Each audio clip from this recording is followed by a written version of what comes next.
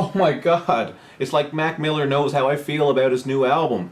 What's up everybody? It's Luke James, not the singer. If you're an indie artist looking for an album review and some promo, you can hit up Luke at redmattersite.com.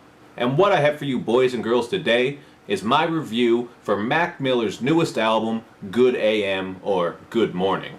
Now personally, I've never been a big fan of Mac Miller. I've heard some of his songs here and there.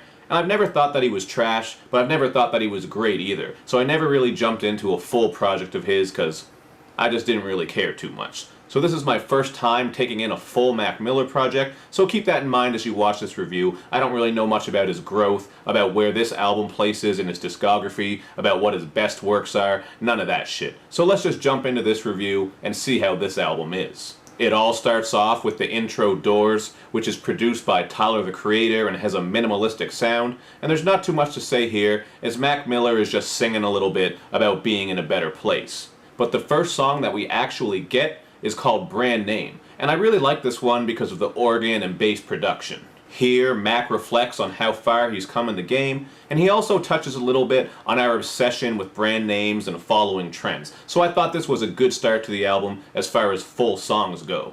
And after that one, we get the song Rush Hour, where we obviously get our Jackie Chan and Chris Tucker references. This one has some sampled bell production, and overall it's just a money-making anthem where Mac details coming up in the game and says that he's just trying to grow old and rich. It's a cool song, but here we get into one of my main gripes with this album. Mac's content and overall sound just isn't overly exciting or interesting really.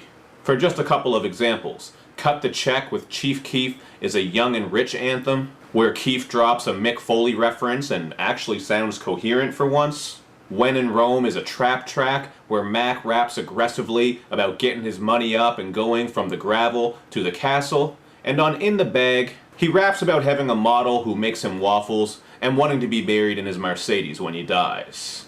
Now I'm not saying that these are all-out awful tracks, but they don't make much of a lasting impression either, especially when you look at some of the great albums, EPs, and mixtapes that we've gotten this year. I don't think this album is trash, but I don't think it's great. I just think it's kinda good and a little bit dull. And I'm not hating on Mac's money and success either, and I'm also aware that a lot of other rappers out there bring some basic and typical content.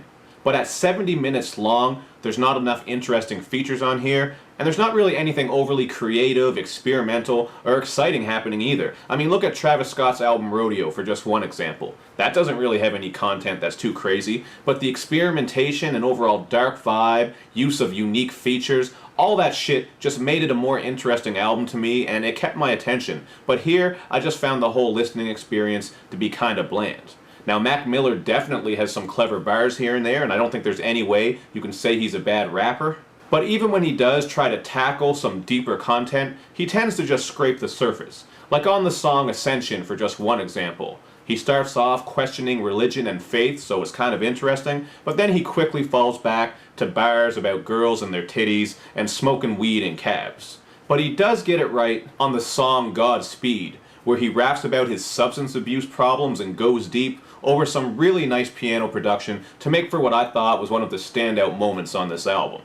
As for some of the features on here, Little B is on the song Time Flies, but all he does is talk a bit of philosophy while Mac Miller reflects on his life. And Miguel is a little bit underutilized on the song Weekend, I thought, because all he does is some background vocals and then a short outro. And this song obviously is about weekend antics, and again, it gets into popping pills, drinking, just substance abuse. But the standout feature on here to me was Ab-Soul on the song Two Matches. I just thought both MCs handled the jazzy soundwave production nicely, and this was another one of my favorite tracks on the album. But at the end of the day, like I already said, this album just dragged on for me. It's 17 tracks, it's not overly exciting, interesting, experimental, but again, it's not trash. Everybody settle down. I don't think this is a bad album. I just think it's pretty dull and pretty boring, so I give it a 3 out of 5. I think maybe if you're a Mac Miller fan and you've been following his career and all his albums, you might like this more than me, because maybe you understand his growth here and what he's rapping about, so maybe you have that connection. But for me, just listening to this as an album, there's not really any song on here that I'm going to come back to, and I don't see myself listening through this album again at any point really. There just wasn't anything on here that really hit me in my chest. Again, the production is alright, his bars are good when he wants them to be, but he doesn't really go too deep, and I don't know, there was nothing here that really had me thinking that Mac Miller is a top tier MC.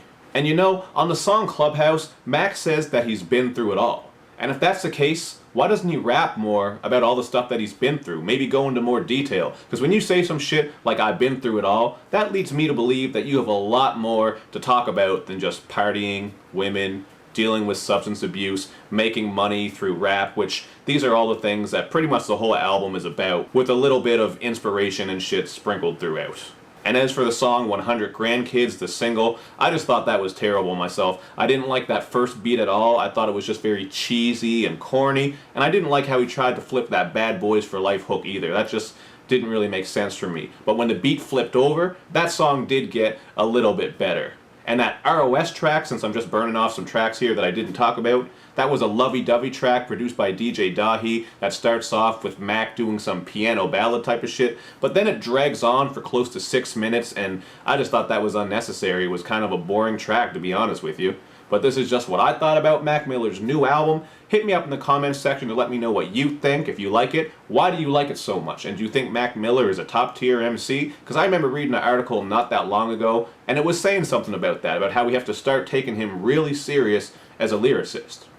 And you know, I think he's alright. He definitely has some clever lines, like I said, but I don't know. I don't think he's top tier. That just seems like a bit of a stretch to me. But anyway, hit me up in the comments section, like I said. Let me know what you think. And as usual, do all that good YouTube and social media stuff, where you like my videos, you share them, you follow me on Twitter, you retweet the videos, and you especially subscribe to my channel.